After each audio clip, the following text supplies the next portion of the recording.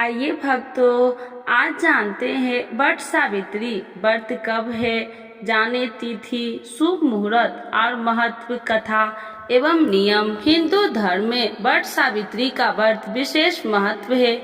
इस दिन सुहागिन महिलाएं अपने पति की लंबी आयु और अच्छे स्वास्थ्य के लिए निर्जला व्रत रखती है। माना जाता है कि इस दिन व्रत रखने से दाम्पत्य जीवन अच्छा रहता है।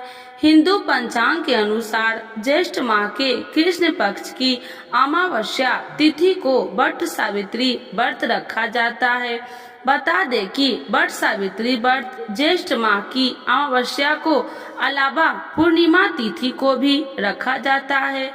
आइए जानते हैं इस साल कब है वट सावित्री व्रत, साथ ही जाने इसका महत्व और शुभ मुहूर्त। वट सावित्री व्रत 2024 तिथि हिंदी पंचांग के अनुसार ज्येष्ठ माह की अमावस्या तिथि 5 जून 2024 को शाम 7:54 से शुरू होकर अगले दिन यानी 6 जून 2024 को शाम 6:07 पर समाप्त होगी।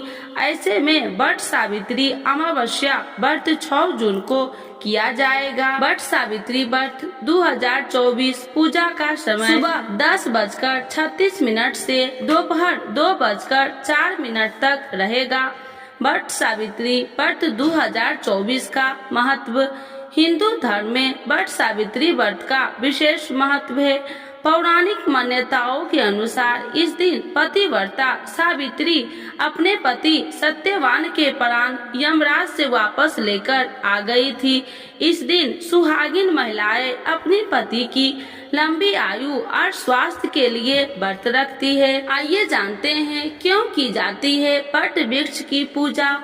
वट वृक्ष में त्रिदेव यानी ब्रह्मा, विष्णु और महेश का वास होता है। इसके साथ ही वट वृक्ष की इन शाखाओं को सावित्री का रूप माना जाता है।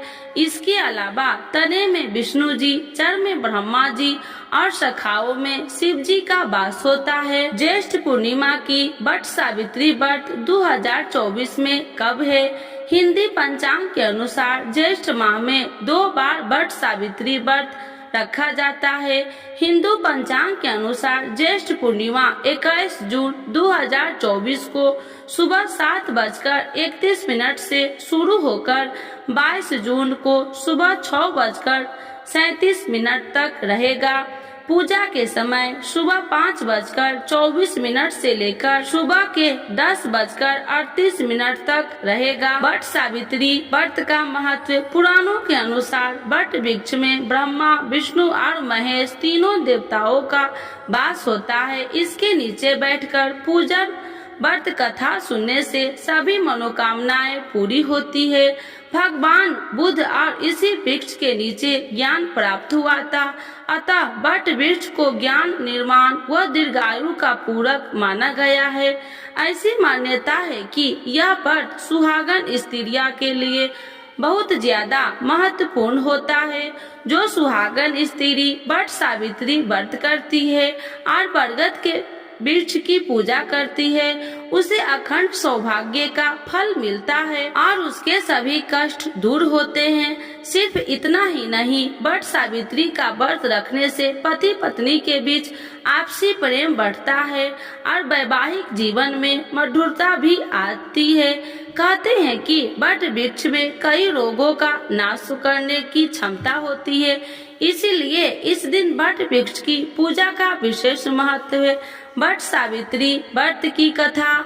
तो एक बार बोलिए प्रेम से शिव जी की जय, माता पार्वती की जय। राशि बृहस्पति का एक संतान थी जिसका नाम था सावित्री। सावित्री का विवाह राजा धूम तत्सेन के पुत्र सत्यवान के साथ हुआ था। नारद जी ने बृहस्पति को सत्यवान के गुण और धर्मात्मा होने के बारे में बताया था, लेकिन उन्हें यह भी बताया था कि सत्यवान की 1 साल बाद ही मृत्यु हो जाएगी। पिता ने सावित्री को काफी समझाया, लेकिन उन्होंने कहा कि वह सिर्फ सत्यवान से ही विवाह करेगी। और किसी से नहीं। सत्यवान अपने माता पिता के साथ वन में रहते थे। विवाह के बाद सावित्री भी उनके साथ रहने लगी। सत्यवान की मृत्यु का समय पहले ही बता दिया गया था, इसीलिए सावित्री पहले से ही उपवास करने लगी। जब सत्यवान की मृत्यु का दिन आया तो वह लकड़ी काटने के लिए जंगल में जाने लगा। सावित्री ने कहा कि आपके साथ जंगल में मैं भी जाऊंगी। जंगल में जैसे ही सत्यवान पेड़ पर चढ़ने लगा तो उसके सिर पर तेज दर्द और वह पीठ से आकर नीचे सावित्री की गोद में सिर रखकर लेट गया। कुछ समय बाद सावित्री ने देखा कि यमराज के दूत सत्यवान को लेने आए हैं। सावित्री पीछे पीछे यमराज के चलने लगी। जब यमराज ने देखा कि उनके पीछे कोई आ रहा है तो उन्होंने सावित्री को रोका और कहा कि तुम्हारा साथ सत्यवान तक धरती पर था, अब सत्यवान को अपना सफर लेकर तय करना है। सावित्री ने कहा, मेरा पति जहाँ जाएगा मैं वहीं उनके पीछे जाऊंगी, यही धर्म है।